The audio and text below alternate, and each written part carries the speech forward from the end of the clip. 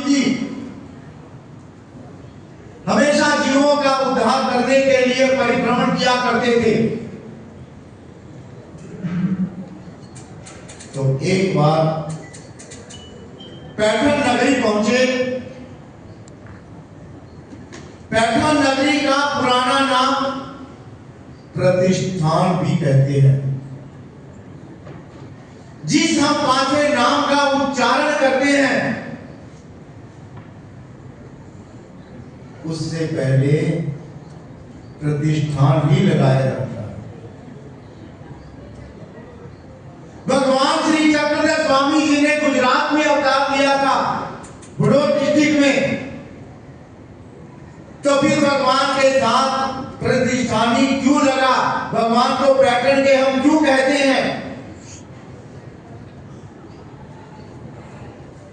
क्योंकि सभी अवतारों ने मिलकर भगवान श्री चक्रधर स्वामी जी से प्रार्थना की,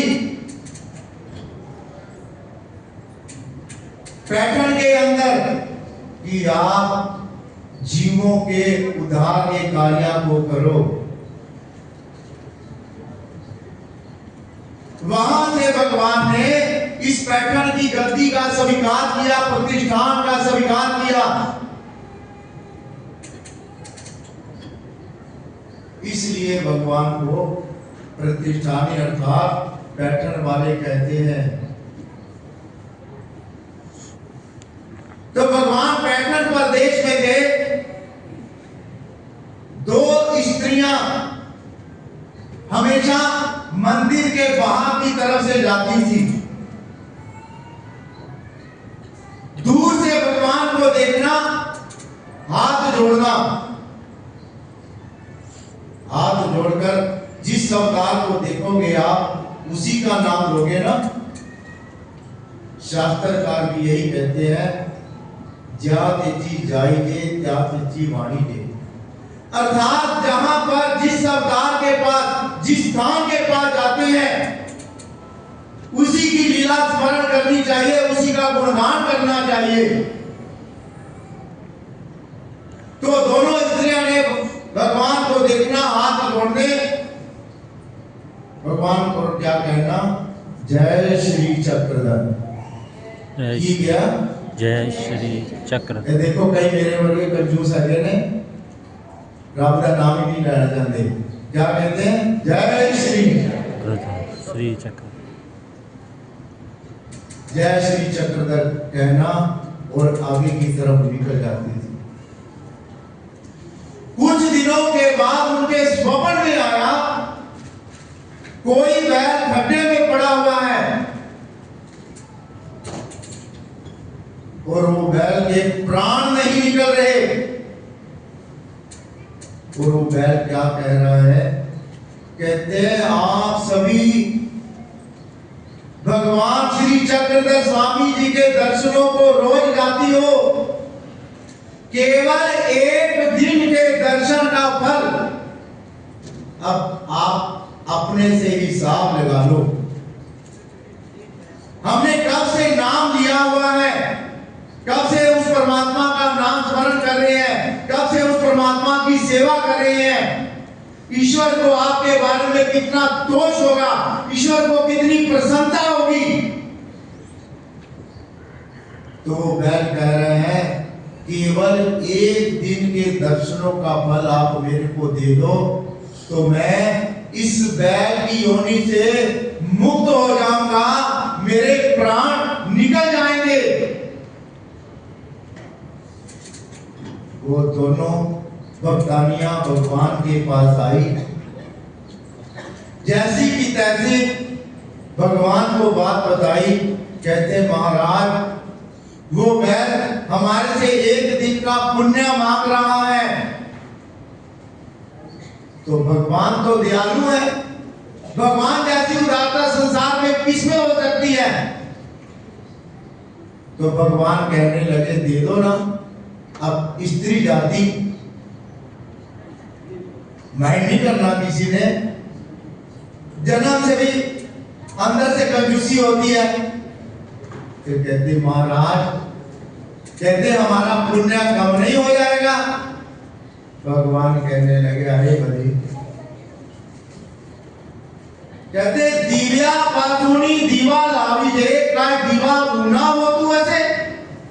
अर्थात एक दिए को दूसरे दिए से जला दिया जाए, क्या पहले दिए की रोशनी कम हो जाती है? नहीं। एक से दो, दो से चार, चार से आठ, आठ से 16, 16 से 32, 32 से 64, 64 से 128, 28 से 256, जितने मर्जी दिए जला लो, किसी भी दिए की रोशनी कम नहीं होगी। इसी प्रकार पुण्य बांटने से पुण्य बढ़ता है, पुण्य कम नहीं होता। ज्ञान बांटने से ज्ञान बढ़ता है, ज्ञान कम नहीं होता। दान देने से धन बढ़ता है, धन कम नहीं होता। तो वो दोनों ने भगवान का कहना मान लिया, तो उसी जगह पर गए जहां पर जिस खड्डे में वो बैल पड़ा हुआ था। हाथ में चुल्लू भर पानी लिया और कहते हैं हम भगवान श्री चक्रधर स्वामी जी के दर्शनों को रोज जाती हैं, उनमें से एक दिन के दर्शन का फल आपको अर्पण। जैसे ही उस बैल को वो अर्पण किया, उस बैल के प्राण निकल गए।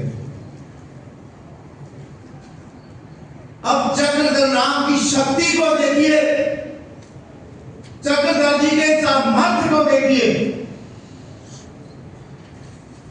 भगवान श्री चक्रधर जी स्वामी जी स्वयं अपने श्री मुख से बोलते हैं, कमना कमनी व्यसन, कमना कमनी व्यसन, एक जीव उद्धरी जेची हेची व्यसन। कहते सभी अवतारों की अपनी अपनी सोच है, अपनी अपनी क्रिया है, लेकिन मैं श्री चक्रधर को केवल जीवों का उद्धार, केवल जीवों का उद्धार हो, यही प्रवृत्ति है।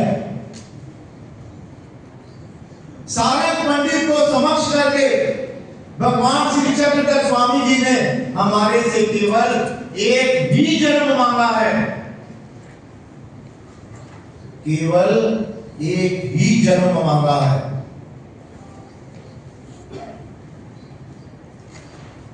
भगवान सारंग पंडित के साथ हमेशा की तरह घूमने के लिए गए हुए थे। जिस समय भगवान और सारंग पंडित वापिस आ रहे थे, शाम का समय था और शाम के समय ही जो ये गुराखी होती हैं अर्थात ग्वाले होते हैं, वो अपनी गायों को लेकर वापिस आ रहे थे। आगे आगे भगवान और सारंग पंडित, पीछे वो गायों का झुंड और ग्वाले सभी जैसे। जिस समय विशेष रूप से गाय घर की तरफ आ रही होती है तो भागती भागती आती है, हम अपने घर में जा रही हैं, खुशी होती है हमको। तो भागते भागते क्या हुआ, सामने से एक नाला आ गया। हम परमेश्वर को परमेश्वर कहते हैं। परमेश्वर अर्थात जिसके पास परम ऐश्वर्य है, जो अनंत शक्तियों का भंडार है, अनंत गुणों का भंडार है। तो भगवान उस नाले को तो एकदम छलांग लगाई और पार हो गए। अब नाला वो इतना छोटा नहीं था, तो सारंग पंडित पीछे ही रह गए। पीछे से गायों का झुंड भागते भागते आ रहा है, कहते महाराज महाराज, कहते बचाओ बचाओ। मेरे को कहते इस झुंड से कहते बचाओ। भगवान ने अपना हाथ ऐसे बढ़ाया, उधर से सारंग पंडित ने अपना हाथ बढ़ाया।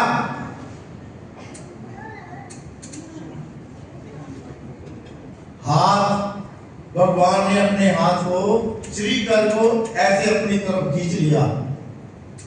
सारंग पंडित नाले से इस तरफ था। सारंग पंडित को बड़ा आश्चर्य हुआ, बड़ी हैरानी हुई। कहते हैं महाराज, मेरा तो अच्छी तरह से आपको हाथ भी नहीं लगा और मैं तो नाले के इस पार आ गया हूं। भगवान कहने लगे, सारंग पंडित, ये तो एक छोटा सा नाला है। अगर हमारी तरफ कोई तन से, मन से, धन से त्याग करके आ जाए तो हम उसको संसार रूपी भव सागर से पार कर देते हैं। ये है श्री चक्रधर नाम की विशेषता। पंडित महिम भट्ट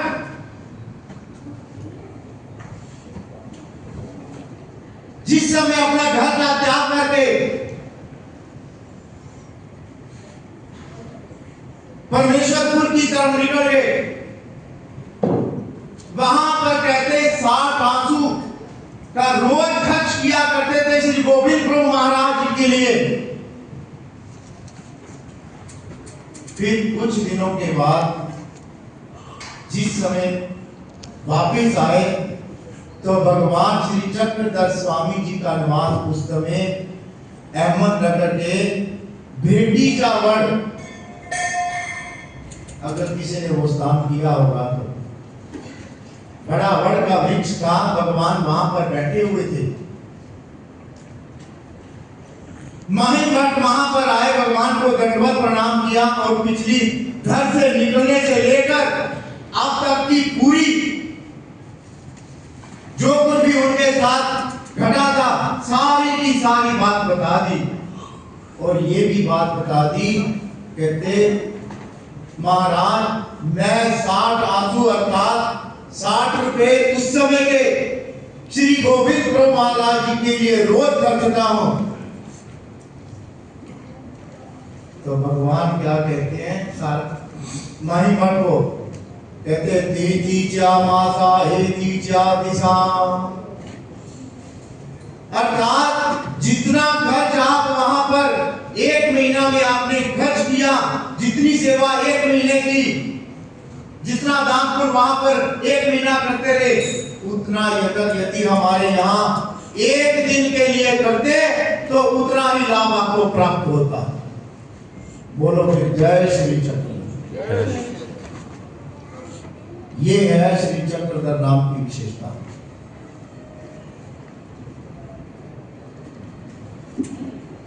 भगवान का मुख्य उद्देश्य जो होता है इस संसार में अवतार धारण करने का, केवल जीवों का उद्धार, केवल जीवों का उद्धार। भगवान परिभ्रमण करते करते नांदेड़ में पहुंचे। नांदेड़ में पहुंचे, हमेशा की तरह भगवान ने जैसे हम सबके लिए भिक्षा मांगने के लिए कहा है।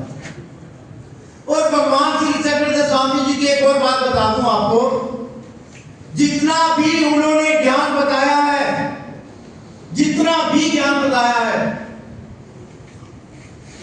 केवल शब्दों के द्वारा नहीं, सारे का सारा प्रैक्टिकल करके दिखाया है, ताकि मेरे के ऊपर कोई उंगली ना कर सके, कोई मेरे लिए बात ये ना कर सके कि महाराज ने तो केवल शब्दों के द्वारा ही बताया, स्वयं सब कुछ करके दिखाया।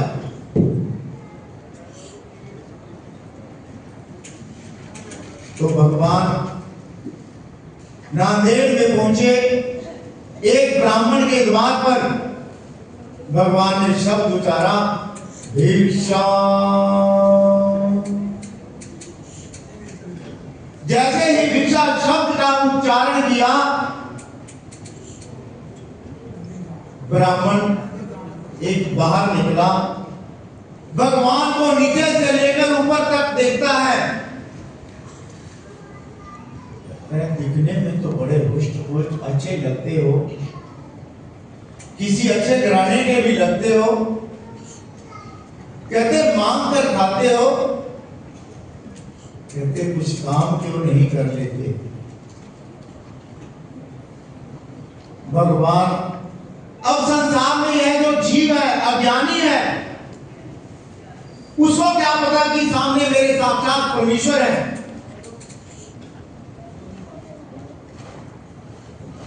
तो अज्ञानता सी वजह से कहता है कोई काम क्यों नहीं कर लेते। भगवान ने उसको वैसा ही जवाब दिया, कहते हैं देखो भाई, इस शहर में हम नए आए हैं, कोई जान पहचान नहीं है, तो वो ब्राह्मण कहता मैं आपको काम दूंगा तो करो। कहते बिल्कुल करेंगे। भगवान कहने लगे, कहता मेरी गायों को चराना होगा। भगवान कहते चराएंगे। उनको कहते साफ पानी पिलाना होगा, कहते पिलाएंगे। हरी घास खिलानी होगी, खिलाएंगे। छांव में बिठाना होगा, बिठाएंगे। किसी के खेत में नहीं जाने देंगे, नहीं जाने देंगे। भगवान उनकी सारी बातों को मानते रहे। अंत में भगवान ने दो ही बातें बोली, सुनने लायक है दो बातें, वो अपने जीवन में भी काम आने वाली है।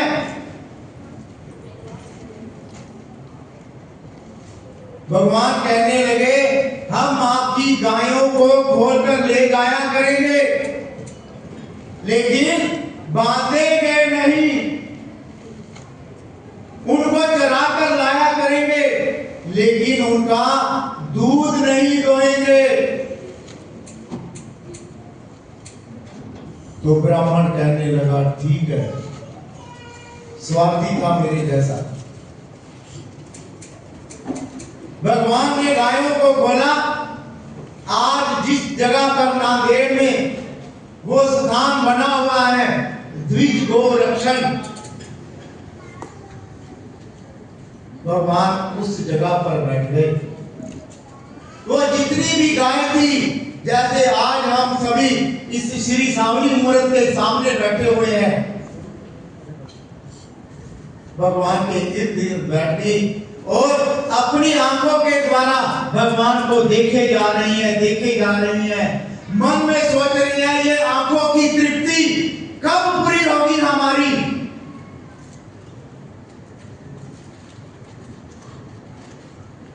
सुबह से लेकर शाम हो गई, भगवान उस ब्राह्मण के घर की तरफ चल दिए।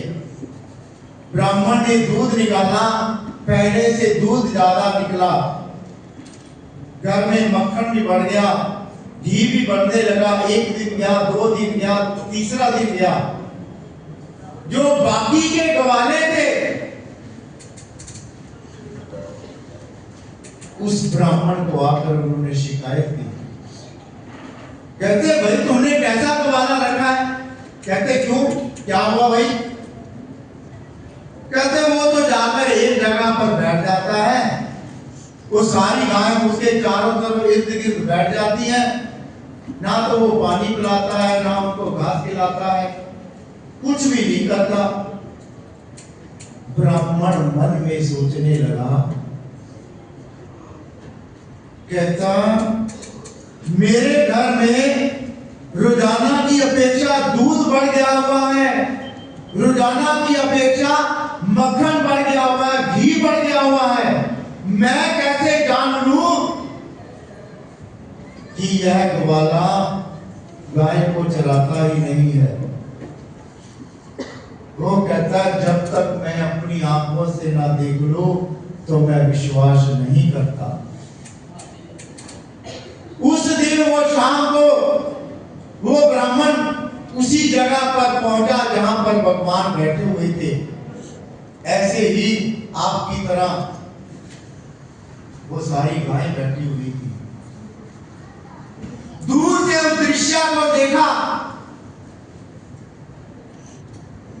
ब्राह्मण की जो सोचने की शक्ति होती है हमारे से 10 गुना ज्यादा होती है क्षत्रियों की अपेक्षा। बता दूं आपको,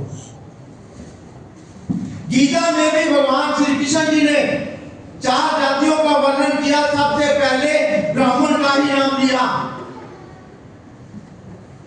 ब्राह्मण, क्षत्रिय, वैश्य, शूद्र।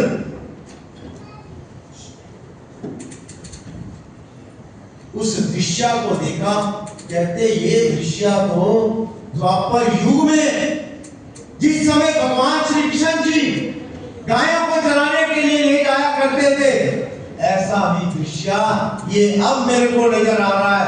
हो ना हो ये भगवान श्री कृष्ण जी का ही अवतार है। बोलो फिर जय श्री कृष्ण। जय ये आवाज नहीं आई? जय श्री कृष्ण।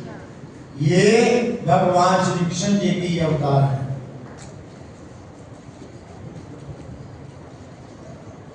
घर में वापिस आ गया, पत्नी को बोलता है, कहते हमारे से तो बहुत बड़ी गलती होगी, अविधि हो गई। कहते जिसको हम गवाला समझ रहे वो तो साक्षात श्री कृष्ण जी है। आज कहते हम दोनों पत्नी पत्नी उनसे नाक रगड़ के माफी मांग लेंगे। ठीक है। जैसे ही शाम का समय हुआ, भगवान ने वो सभी गायों और बछड़ों को उसके घर की तरफ कर दिया और भगवान दूसरी तरफ निकल गए।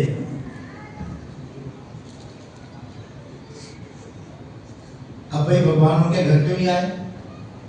उन्होंने तो माफी मांगनी थी। बड़ी सोचने वाली बात है। भगवान सर्वज्ञ अंतर्यामी है, सब कुछ जानते हैं, क्योंकि उन्होंने अधिकार ही उतना जोड़ा हुआ था। जैसे आज हम मंदिर में आते हैं, कोई छोटी मोटी क्रिया करते हैं, उस क्रिया के बदले में जितना भगवान ने देना आपको देना है, जो सारी उम्र आता है उसको भी देना है। जितनी हमने क्रिया जोड़ी होगी उतना ही मिलना था। उन्होंने उतनी ही जोड़ी हुई थी। भगवान बाहर से बाहर निकल गए।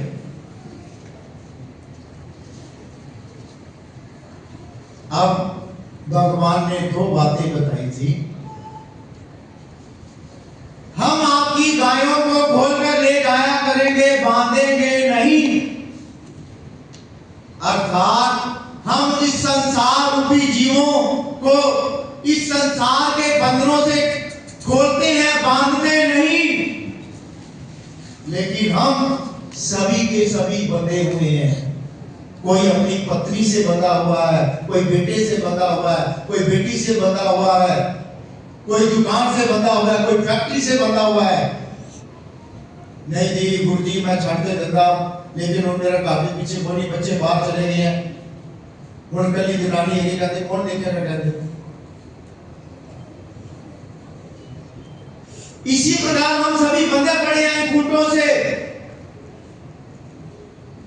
वो खूंटों से भगवान श्री चक्रधर स्वामी निकाल सकते हैं। फिर भगवान कहते हैं, हम कहते गायों को चरा कर लाएंगे, उनको दोहेंगे नहीं। अर्थात हम संसार में कोई भी कर्म करते हैं, उसके पीछे हेतु मत रखो। भगवान ने ये बात गीता में भी हमारे को बताई है। कर्मण्येवाधिकारस्तु मा फलेषु कदाचन। हे अर्जुन तू कर्म कर, फल की इच्छा मत कर। यत् करोषि यदत्रासि यज्होषि ददासि यत् पश्यसि कौन्तेय तत् पुष्पमदर्पणम्। हे अर्जुन तू जो कुछ खाता है, पीता है, दान करता है, सब मेरे अर्पण करता है। कहते हैं कि नहीं कहते? हम भी इस समय किसी को कुछ देना है, देते हैं तो हमेशा अपने ये बात भगवान की अपने पल्ले बांध लो। श्री कृष्ण अर्पण या श्री चक्रधर स्वामी अर्पण बोलना है।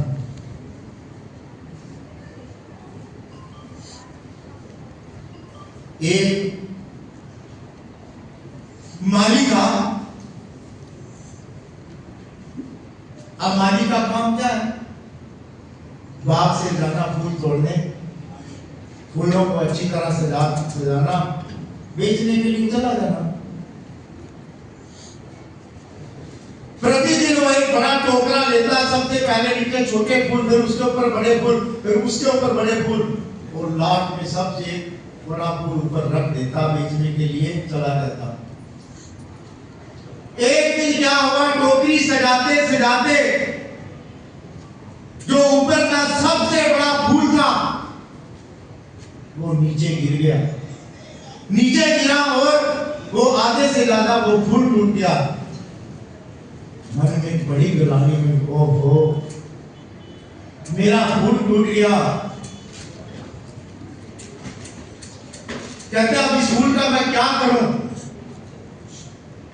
उसने सुना हुआ था कि जय कृष्णी महान को ये पंथ जो कुछ भी करते हैं सब कहते हैं श्री कृष्ण अर्पण करते हैं।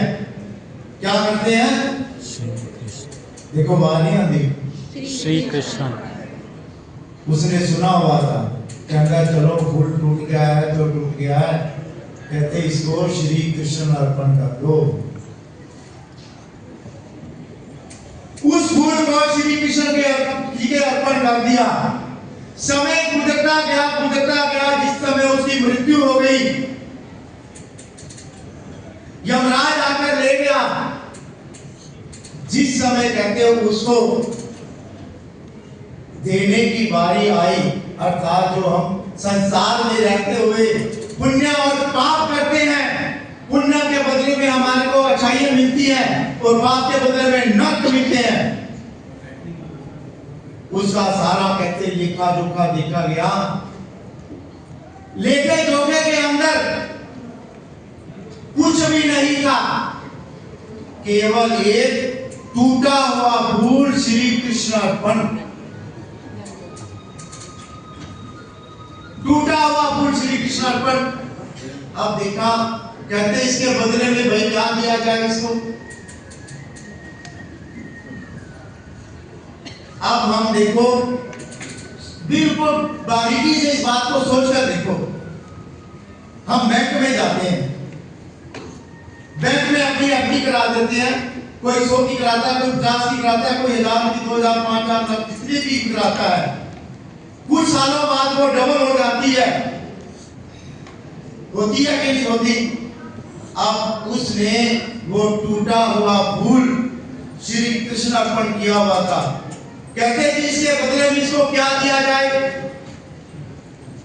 एक दिन की कहते पूरी फूलों की सेज, जितना हम पलंग पर सोते हैं उतनी जगह कहते इसको कहते फूलों की सेज दी जाए इसके ऊपर सोने के लिए। जिस समय उसको कहते वो फूलों की सेज दी गई, उसने पूछा कहते भाई ये किस बात के लिए? मैंने तो अपने जीवन में कभी कोई वस्तु दान की ही नहीं। तब उन दूतों ने बताया, कहते आपने एक बार टूटा हुआ फूल भगवान श्री कृष्ण जी को अर्पण किया था, उसके बदले में कहते आपको यह आज सेध प्राप्त हुई है। वो मन में सोचने लगा, केवल एक टूटा हुआ फूल श्री कृष्ण अर्पण करने से अगर मेरे को ये सेध प्राप्त हुई है, अगर मैं जीवन भर सब कुछ श्री कृष्ण अर्पण करता तो मैं इस संसार के बंधनों से ही मुक्त हो जाता। क्योंकि भगवान श्री कृष्ण जी ने गीता के 18वें अध्याय में 66वां श्लोक छाती ठोक कर कहा है, सर्वधर्मान परित्यज्य, अर्थात हे अर्जुन तू सब धर्मों का त्याग करके माम एकम शरणं व्रज, अर्थात मेरे अकेले की वहां पर कोई रुक्मिणी नहीं, कोई राधा नहीं, या कोई दूसरा तीसरा नहीं। माम एकम शरणम व्रज, मेरी शरण में आ जा। अहम त्वाम सर्व पापेभ्यो, मैं कहते तेरे मन के अंदर जो आज तक तेरे को लगता है मेरे से पाप हुआ, मेरे से ये हुआ, मेरे से वो हुआ, उन सब पाप और भय से मुक्त कर मोक्षयामि मां शुच, मोक्ष दे दूंगा। अब भगवान श्री कृष्ण जी को सभी दुनिया लोग जानती है, यहां भी और बाहर भी और कहीं भी सारा संसार जानता है, लेकिन भगवान श्री चक्रधर जी को कोई बिरले ही जानते हैं। अब दुनिया के लिए हमारे पास क्या प्रमाण है? दुनिया के लिए हम तो कहते हैं भगवान श्री चक्रधर स्वामी जी श्री कृष्ण जी का अवतार है, भगवान ने ऐसी लीलाएं भी कर दी, तो दुनिया को हम क्या बता सकते हैं कि भगवान श्री चक्रधर श्री कृष्ण जी का अवतार है? उसके लिए पहला प्रमाण सबसे बड़ा गीता।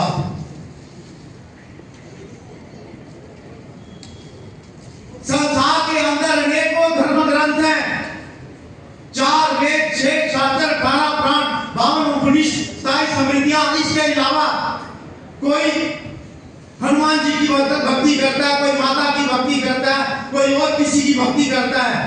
भक्तियां अलग अलग प्रकार से सभी भक्तियां कर रहे हैं, लेकिन शास्त्र की तरफ देखा जाए तो गौर के अंदर गीता को ही महत्वता दी जाती है। मेरी बात ध्यान से सुनो, गीता को ही महत्वता दी जाती है। वो एडवोकेट अपने क्लाइंट से क्या कहते हैं? आप जो कुछ भी कहोगे गीता के ऊपर हाथ रख के कहोगे। वहां कोई रामायण नहीं, गुरु ग्रंथ साहब नहीं, कोई बाइबल नहीं, कोई कुरान शरीफ नहीं, कोई वेद नहीं, कोई कोई भी ग्रंथ नहीं।